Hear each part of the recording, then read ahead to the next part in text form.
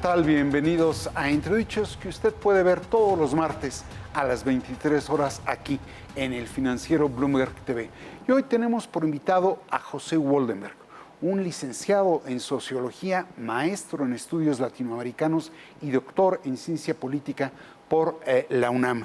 Un hombre reconocido como académico e investigador y diría un intelectual político de talla que ocupó la dirección de la revista Nexos y ha publicado casi una veintena de libros, múltiples ensayos y diría cientos de artículos periodísticos. Fue fundador de sindicatos, fundador de partidos, fundador de movimientos y naturalmente fue consejero ciudadano primero en el Instituto Federal Electoral y luego fue el presidente consejero de dicho instituto. Pepe, te doy la más cordial bienvenida. Muchas gracias, René. Me da mucho gusto reencontrarte y estar con tu público. Muchas gracias. Al revés, Pepe, has escrito en los últimos años 3 libros que me llaman mucho la atención: En defensa de la democracia, en el 19, contra el autoritarismo en el 2021 y La democracia en tinieblas, que sería tu última obra este mismo año, en el mes de mayo. Advierto yo un corrimiento cada vez mayor hacia una suerte de temor a lo que le pueda ocurrir a la democracia. ¿Qué ves? Bueno, creo que observas bien, sí hay un temor incrementado, porque creo que desde el gobierno y su coalición no se aprecia lo construido en ese terreno y mucho de lo construido en las últimas décadas creo que intentan desmontarlo. ¿A qué me refiero? México construyó una germinal democracia en los últimos años del siglo XX. Y empezamos a tener pues, un equilibrio de poderes, un cierto federalismo, se ampliaron las libertades, tuvimos elecciones reñidas, alternancias en todos los niveles, se amplió la libertad de prensa, etcétera, etcétera. Y me da la impresión que nada de eso es valorado porque se cree o se dice que es parte de un proyecto neoliberal. Y si no somos capaces de distinguir entre lo que fue una política económica neoliberal y por otra parte una construcción de instituciones y normas democráticas, creo que podemos sufrir una regresión de carácter autoritario. Creo que no exagero si digo que al presidente da la impresión que vive su relación con la Constitución y la ley como si fuera un corsé. No le gusta cuando los otros poderes constitucionales lo contradicen. Tampoco acepta de buena gana que los órganos autónomos del Estado actúen de manera independiente. Cuando en un diario, en un programa de televisión, en un programa de radio o algún comentarista expresa una crítica, inmediatamente lo pasa al campo de los enemigos. Y es por eso que pues, estoy preocupado, en el sentido de que pues, ojalá lo que se construyó logre resistir, no es poco, y espero que una sociedad plural, diversa, compleja como la nuestra y que realmente no cabe bajo el manto de un solo partido, de una sola voz, de una sola ideología, pues resista estos embates.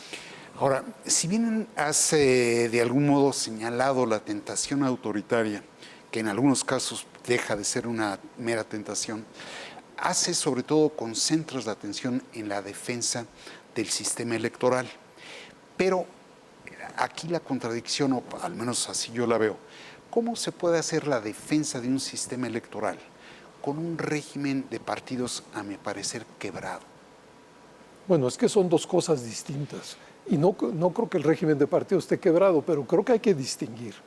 Es decir, el sistema electoral es eso, una normatividad y una serie de instituciones y una serie de prácticas que lo que permiten es que la diversidad política que existe en el país y que está organizada puedan competir y puedan convivir de manera institucional y pacífica, y que sean los ciudadanos los que decidan quién debe gobernar y cómo debe integrarse el Congreso. Eso que se dice fácil y sencillo y que está en todo libro de texto, pues fue una construcción que tardó décadas y en la que participaron varias generaciones de mexicanos. Entonces, yo creo que eso hay que preservarlo. Ahora, la calidad de nuestra política, eso no depende, hasta donde yo alcanzo a ver, del sistema electoral. Yo creo que tenemos partidos deslavados, en efecto. Creo que hemos pasado de que las identidades y las ideologías ordenaran la vida pública a que realmente el pragmatismo y el personalismo estén en el centro de la atención. Y eso hace que las propias coordenadas de la política no sean claras para muchísimos ciudadanos, para millones de ciudadanos. Pero creo que hay que distinguir. No, distinguido en efecto lo que es el sistema electoral de lo que es el régimen de partidos. Pareciera ser que sí, que el sistema electoral opera, funciona, se puede mejorar desde luego, pero de pronto no hay un empate o una congruencia entre el sistema y el régimen.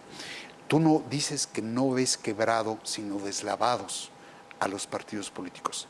¿No adviertes tú una suerte de vaciamiento del instrumento ciudadano para poder participar en las elecciones? Yo lo que veo, insisto quizá en el adjetivo de deslavados, por lo siguiente: cada vez que tenemos elecciones, los partidos políticos vuelven a presentar candidatos. Y la verdad es que las tasas de participación de los ciudadanos pues son relevantes. Es decir, sé que hay una franja de abstencionistas muy grande, pero siguen siendo los ciudadanos los que en Chihuahua, en Yucatán, en Durango, en la Ciudad de México, al final de cuentas optan por las diferentes opciones. Se introdujo la figura de los candidatos independientes. Creo que fue publicitada con demasiadas expectativas. Ya se sabía desde entonces que pues, en todo caso es una figura que puede, digamos, sumarse al sistema de partidos, pero nunca reemplazarla. Pero yo digo, pues aquellos ciudadanos que no se sientan identificados con ninguna de las opciones políticas partidistas, tienen hoy la opción de presentar candidatos por una vía distinta a la de los partidos. Ahora, si queremos democracia, necesitamos partidos. No hay una democracia en el mundo, tanto consolidada como desgastada, la que sea, que no tenga en su centro un sistema de partidos políticos que son agregadores de intereses, ordenadores o desordenadores de la vida pública y plataformas muy eficientes para los cargos públicos electivos. Es decir, pensar en una democracia sin partidos a mí me resulta imposible. Me quedo con una idea que dijiste. Dices que no hay democracia sin partidos, pero sí pareciera haber partidos sin democracia. ¿Hay un vínculo entre democracia en los partidos y partidos en la democracia? A ver, yo creo que lo que hoy tenemos como marco democrático para, insisto, la convivencia y competencia de los partidos, fue producto de un largo proceso donde participaron organizaciones civiles, el periodismo, la academia, pero fundamentalmente los partidos. No hay que olvidar que fueron los partidos políticos los que modificaron el mundo de la política mexicana, que nos permitieron transitar de un sistema llamado partido hegemónico a un sistema de partidos plural y competitivo. Fueron los partidos en el Congreso los que crearon la nueva normatividad electoral, Sí. El Instituto Nacional Electoral, el Tribunal Electoral, los institutos locales. Fueron los partidos políticos los que colonizaron, digamos, los congresos locales, el Congreso Federal. Fueron los partidos los que nos educaron como sociedad a vivir en pluralidad, a saber que hoy podía gobernar uno, mañana otro, que unos gobernaban en un lugar del país y otros en otro. Es decir, los partidos cumplieron esa función. ¿Qué funciones no han cumplido? Yo creo que no atendieron a lo largo del tiempo los grandes rezagos del país. Es decir, nuestra economía no creció como debía. Eso se tradujo en que pues, millones de jóvenes que entraban al mercado laboral simple y sencillamente no encontraran un espacio. Eso significó también que las desigualdades sociales, las profundas desigualdades sociales en México se mantuvieran, que la pobreza quedara prácticamente incólume. ¿Para qué hablar de la corrupción que inundó el mundo de la política, la violencia que... Pero ahí, Pepe, déjame interrumpirte, sí, porque si bien podrían haber hecho la tarea en cuanto a la transición a la democracia, pareciera ser, todo el mundo ve la primera alternancia en el 2000, Yo creo que es del 97, te tocó a ti también. La alternancia en el poder legislativo más que en el poder ejecutivo. Y a partir del 97 hasta el 18, 21 años, el electorado optó por un gobierno dividido. Esto es, el poder legislativo en unas manos, el poder ejecutivo en otro, sobre la base, quiero pensar, de lograr acuerdos, de obligar las negociaciones. Pero no hicieron eso, no entraron a negociar, desoyeron el mandato del electorado. Sí, no. Durante algún tiempo hubo mucha rijosidad, pero por ejemplo hubo momentos en los que los partidos políticos se dieron cuenta que al no contar con los votos suficientes en el Congreso, simple y sencillamente no podían hacer su voluntad y que era necesario negociar. A lo largo de todo ese periodo, por ejemplo, se negoció el presupuesto, pero hubo un momento que yo creo estelar, que fue el del llamado Pacto por México, en donde las tres principales fuerzas del país lograron una agenda muy importante de reformas, de transformaciones, que luego, bueno, cada uno de los cambios que hubo, hay que verlo en particular y juzgarlo. Pero los propios partidos en ese momento se dieron cuenta de, dado que ninguno tenía la mayoría, pues la única vía es la que tú señalas, la del acuerdo, la negociación, y pues así es el mundo de la política democrática. Pero fíjate qué curioso, pareciera ser que lo que condena a los tres partidos que participaron en el Pacto por México puede ser, es el Pacto por México. Esto es, hay una percepción de que se canjearon unas reformas por otras, se estableció la política de cuotas y de cuates y una suerte de política cupular. Es que, bueno, fue sin duda cupular. Ahora bien, en México tenemos un verdadero problema. La idea de negociación, la idea de pactar, se entiende en muchos casos como tranza. No hemos llegado a comprender el significado profundo de la negociación. Y por eso yo creo que en efecto franjas importantes de la población no vieron de manera satisfecha el Pacto por México. Pero hay que decir lo siguiente, en las elecciones de 2018 tampoco se votó por una mayoría. Ahí lo que hubo fue una violación a una disposición constitucional que establecía y establece con todas sus letras que entre votos y escaños no puede haber una diferencia mayor del 8%. Por eso desde el año 1997 hasta el 2015 ningún partido político tuvo mayoría en la Cámara de Diputados porque ninguno sacó el 42.2% que era requerido. Tampoco Morena. ¿Pero qué fue lo que hizo Morena? Y está documentado. Registró como si fueran del PT y del PES diputados de Morena. Y entonces en el reparto de los diputados plurinominales se sirvió con la cuchara grande. Y sucedió que el INE le entregó 191 diputados a Morena. Y el día que se instaló la Cámara ya tenían 252. ¿Por qué? Pues porque le dieron la vuelta a esa disposición constitucional. Si uno ve los resultados de la elección de 2018, es muy similar a los resultados de las elecciones anteriores. Cierto, en el terreno presidencial, por primera vez en la última etapa, el candidato de Morena, nuestro hoy presidente Andrés Manuel López Obrador, logró un 53%. Fue el primer presidente desde la época del licenciado Fox que logró esa mayoría. Pero en el Congreso, la votación de Moreno fue 38 y de la coalición, si mal no recuerdo, era como de 40 y tantos. Ahora, Pepe, y no es una ventaja para el gobierno y para el partido en el gobierno, el movimiento, la oposición. No veo una oposición partidaria que elabore una propuesta. Sé que no quiere, pero no sé qué quiere. Y se ha vuelto en una fortaleza de la fuerza en el poder. Yo creo que valdría la pena valorar a la oposición, así esté deslavada y así esté disminuida, y así no veamos con claridad cuál es su propuesta alternativa. Por lo siguiente, varias de las iniciativas gubernamentales más agresivas han sido confrontadas por la oposición. Y en muchos casos, cuando el gobierno ha ganado en el Congreso, han interpuesto recursos ante la Suprema Corte, por la vía tanto de la controversia constitucional como de las acciones de inconstitucionalidad. Es decir, yo creo que si no existiera la oposición, estaríamos en una situación mucho, mucho más grave, porque de lo que sí estoy convencido es que el presidente de la República cree que su voluntad y sus designios deben de ser la voluntad y los designios de todos. Y no se ha parado incluso en violaciones flagrantes a la Constitución.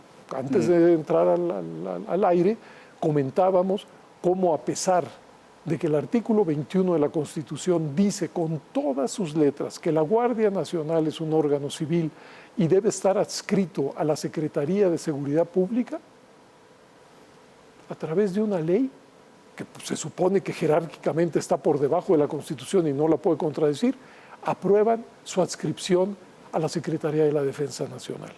Bueno, estoy seguro que los partidos de oposición van a interponer un recurso ante la Corte y si la Corte es la Corte, va a tener que echar para atrás esa ley. Ahora, Pepe, regresando a los partidos, ¿no fue un error de los promotores de la alianza opositora intentar la coalición de Acción Nacional, Revolucionaria Institucional y de la Revolución Democrática en vez de haber ensayado crear un nuevo partido con un pensamiento más coherente con sus postulados y con nuevos rostros?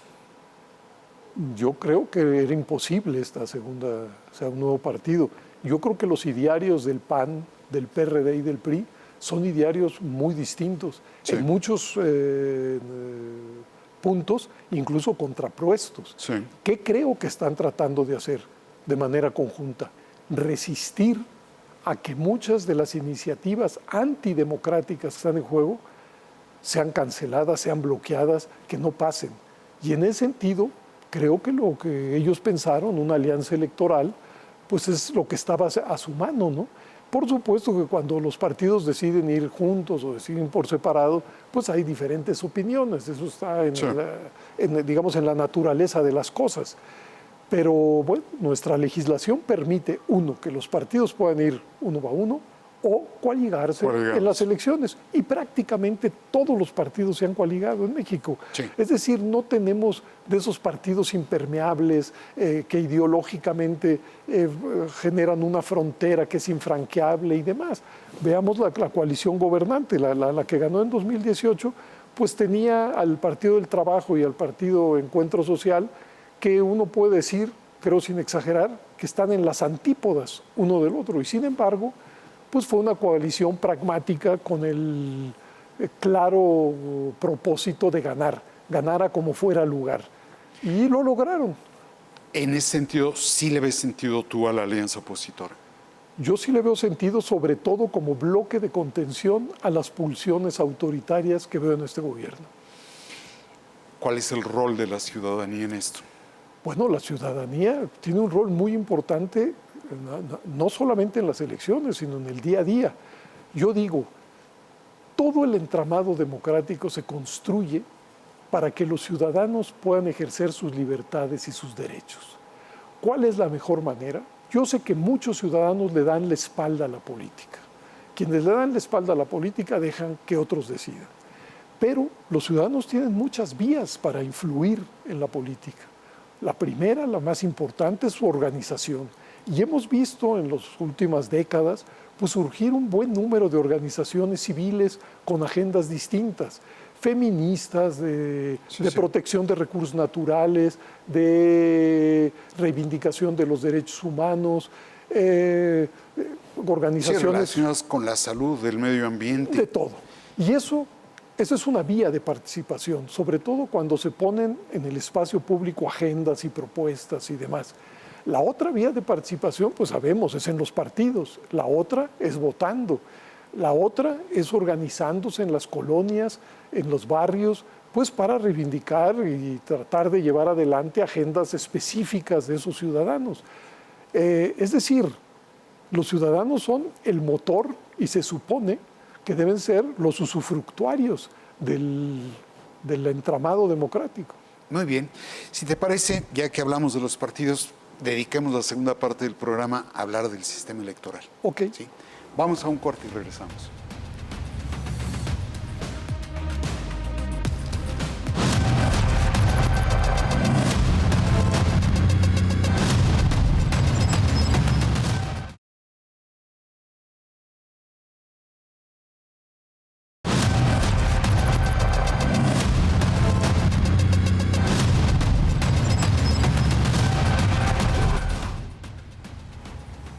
Estamos ya de vuelta con el maestro José Woldenberg.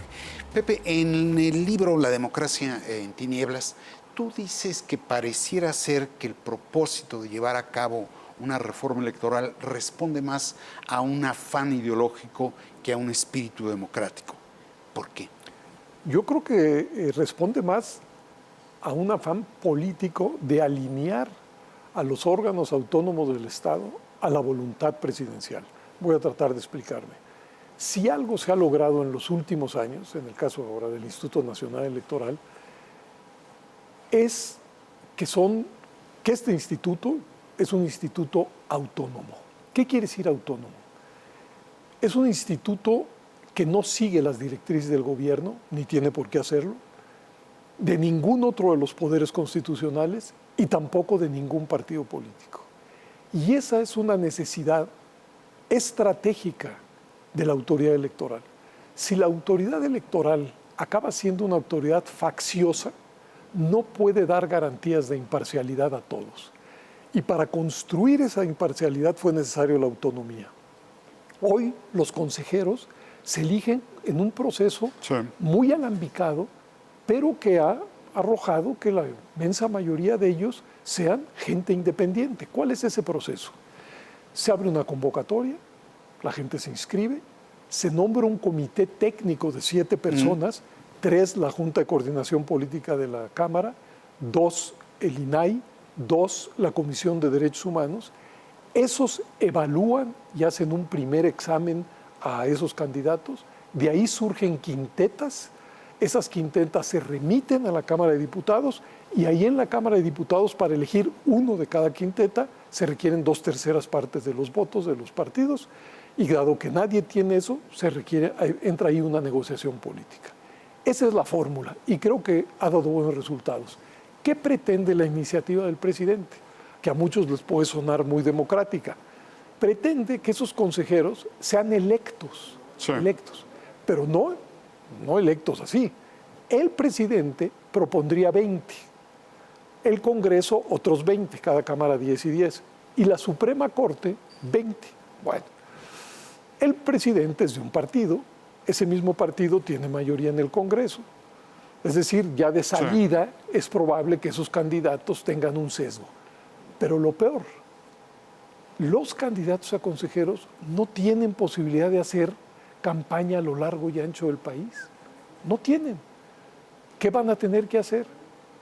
Pues acudir a algunos de los partidos, que son las únicas maquinarias que están implantadas a lo largo y ancho de México. Y ahí van a adquirir compromiso con los partidos. Ahora, ahí coincido contigo en que la propuesta de la forma de selección de los consejeros, incluso de los magistrados, no es la mejor. Pero no, es pésima. Es pésima. Yo creo que operó bien el sistema que tú has reseñado, pero ¿tú no crees que haya que moverle una coma al actual sistema electoral? No, hay muchas cosas. A ver, cualquier sistema electoral, es más, yo diría, cualquier institución pública seguramente tiene ventanas de oportunidad, como suele decirse, porque no hay institución que sea perfecta. Lo que yo no creo que haya en este momento es el ambiente adecuado para reformar al sistema electoral. Una vez que uno conoce las pretensiones del presidente de la República con la iniciativa de reforma constitucional en materia electoral, yo he escrito que lo mejor que nos puede pasar es que no pase nada, que se quede como esté. De hecho, en otro ambiente sí. En otro ambiente, pero en el momento y en la atmósfera, mejor dejarlo como está. Claro, porque todo lo que se está proponiendo, o casi todo, son pasos para atrás. Acaba con los institutos locales, como si no fuéramos una república federal. Se establece desde la Constitución. A ver, vamos por partes. Sí, sí. Esto que acabas de mencionar. Antes tú formaste parte del Instituto Federal Así es. Electoral, Sí. pero en la reforma del 13 lo hicieron nacional. Pareciera un simple juego de palabras, pero No. el hecho es que le da capacidad de atraer comicios estatales al Instituto Nacional. Que no lo ha hecho. Que no lo ha hecho, pero que podría. ¿No valdría la pena, no se duplican funciones y se dilapidan recursos entre el Instituto Nacional y los organismos públicos locales electorales? Es que es al revés. Es que da la impresión de que hay duplicidad. Pero quienes esto afirman es porque no conocen la estructura electoral en los estados. Pongo algunos ejemplos. En Campeche se eligen 2 diputados federales. Entonces hay 2 juntas distritales del INE. Pero para el Congreso local se eligen 18 o 21 diputados.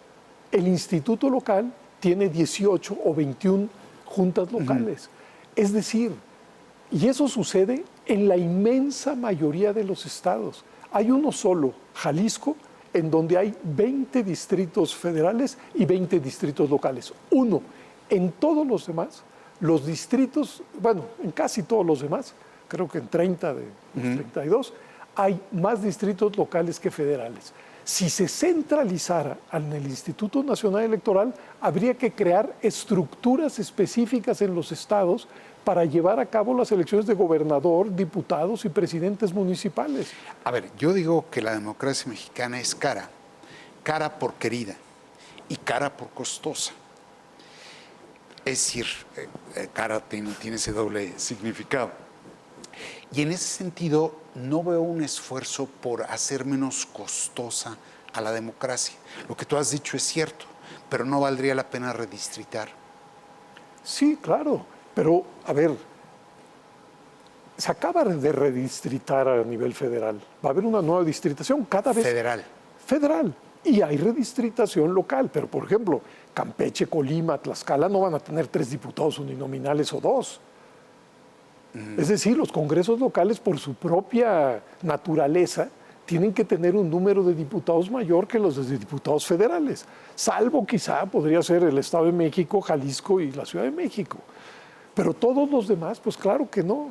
Ahora, se dice que el sistema electoral es muy caro, a lo mejor, pero ¿por qué no vamos parte por parte? Por ejemplo, ahora que viene el presupuesto de egresos, va a salir el monto del presupuesto del INE. Bueno, ojalá en todos los medios de comunicación dijeran, este es el presupuesto del INE, pero de este presupuesto, esta bolsa es para los partidos políticos. Así es. Bueno, para distinguir. Sí. Bueno, 1, 2.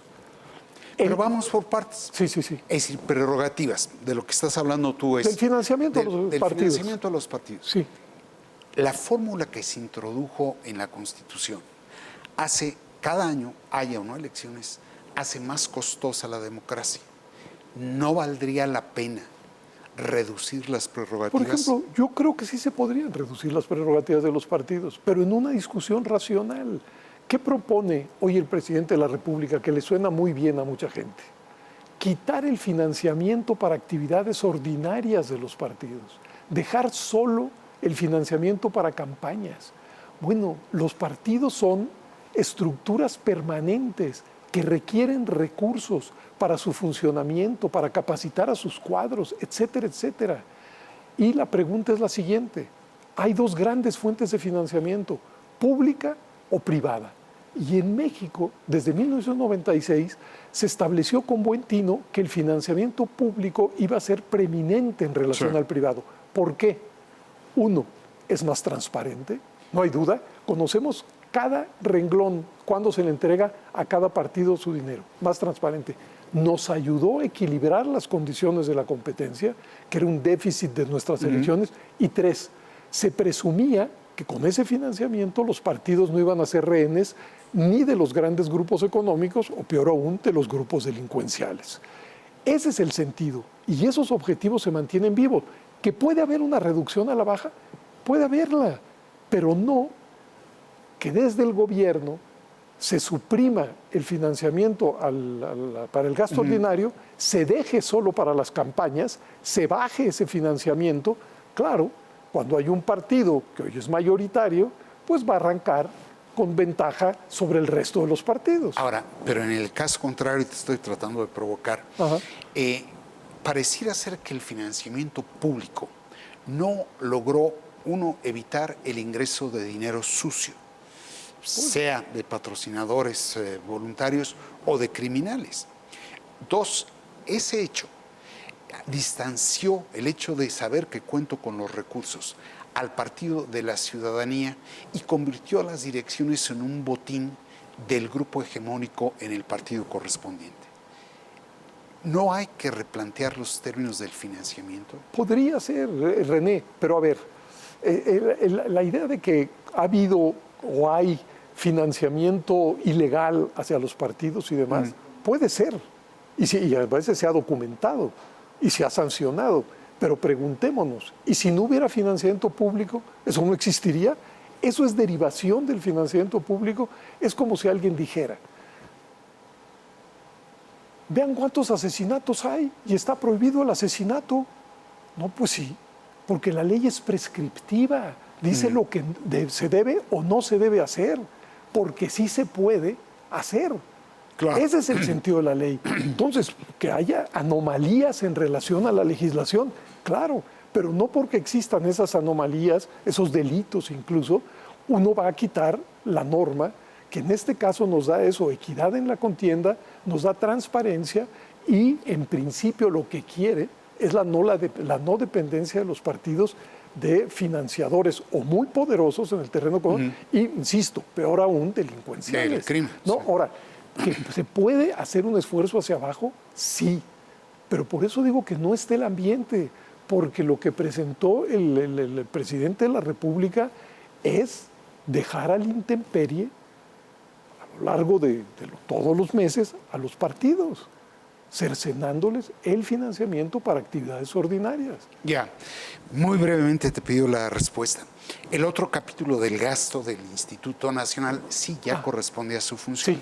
Sí. Ahora, hay una serie de tareas que no necesariamente, tú lo has dicho, constituyen la materia de la organización, del control, del arbitraje, de los procesos electorales.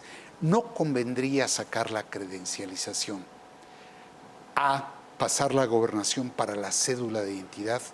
Uno.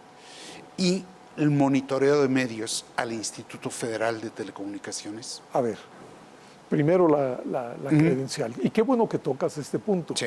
Porque fíjate, el 30% más o menos ya del presupuesto del INE va a la credencial. A la credencialización. Hacer el padrón, la lista nominal de electores y entregar las credenciales. El 30%, 3 de cada 10 pesos.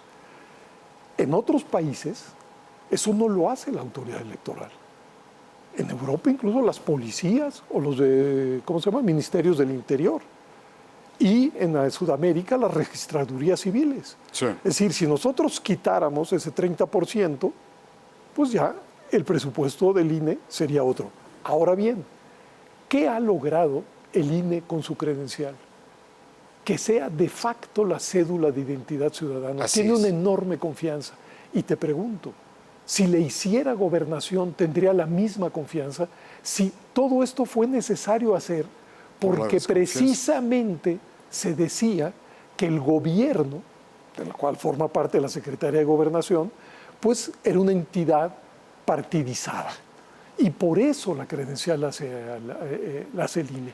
Y yo creo que si las cosas funcionan, hay que dejarlas funcionar. Veo que rematas tu libro diciendo eso.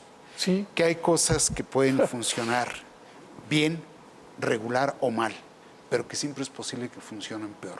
Así es. Para concluir el programa, ¿tú dirías que sí una reforma, no en la actual atmósfera? Tal cual.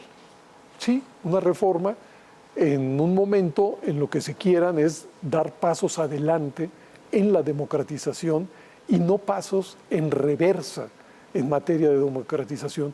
Por supuesto que la normatividad y la institucionalidad electoral pueden afinarse y demás, Pero creo que lo que no debemos hacer por ningún motivo es que esos cambios sean por caprichos, que sean por prejuicios, que seamos capaces de sentarnos a la mesa y evaluar eslabón por eslabón cómo funciona y saber que a partir de cómo funciona, si es necesario reformarlo o si es necesario incluso cortarlo, ¿de acuerdo? Sí. Pero en un ambiente reflexivo cuya orientación sea hacer más profunda y más eficiente y, si se quiere, también pues más barata nuestra democracia.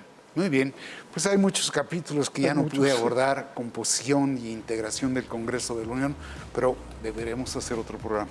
Yo te agradezco mucho este. El agradecido soy yo, René. Desde luego le agradezco a usted el hecho de acompañarnos aquí en Entredichos. Muchas gracias.